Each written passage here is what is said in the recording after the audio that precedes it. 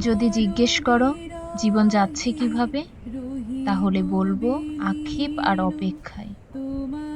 আক্ষেপটা কেন জানো? ওই যে তোমায় ভালোবেসেছিলাম বলে। অপেক্ষাটা যে আর ফুরায় না, সেই আক্ষেপ।